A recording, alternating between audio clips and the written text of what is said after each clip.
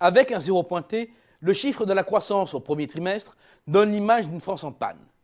C'est vrai, statistiquement parlant, mais c'est beaucoup moins vrai lorsque l'on scrute l'activité par secteur. Côté industrie manufacturière, la reprise se consolide avec une hausse de 1,9% en rythme annualisé de la valeur ajoutée créée. Un résultat identique à celui de la fin 2013.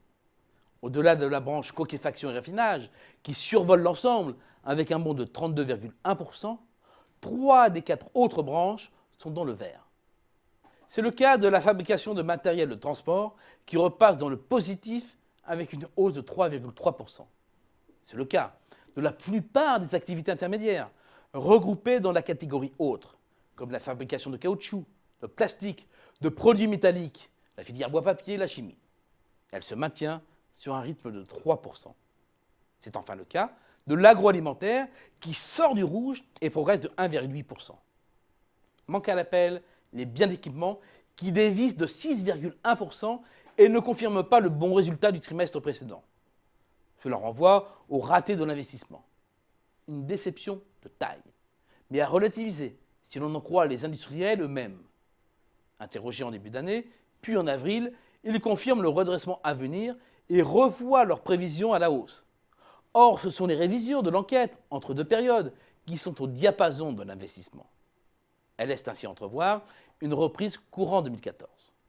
L'industrie ne renvoie donc pas l'image d'une France à l'arrêt, pas plus que le vaste ensemble des services de transport, de l'information-communication et des services aux entreprises. Pour ces spécialistes du B2B, le bilan du premier trimestre se situe dans la lignée de la fin 2013. Une activité peu dynamique, certes, mais le filet de croissance est toujours là. Alors bien sûr, il y a des vrais points de grippage. C'est le cas du commerce. Comme attendu, le chiffre n'est pas bon, conséquence du trou d'activité après les achats par anticipation de fin 2013 avant les majorations de la fiscalité indirecte. Mais deux éléments sont à considérer. 1. Le profil mensuel de la consommation en biens depuis le début de l'année. Le plongeon de janvier confirme le diagnostic d'un effet boomerang après le pic de décembre. Mais le plus dur est passé, comme le montrent les redressements de février et de mars. Et l'impact des dépenses d'énergie sur le profil général après un hiver exceptionnellement doux ne remet pas en cause le mouvement. 2.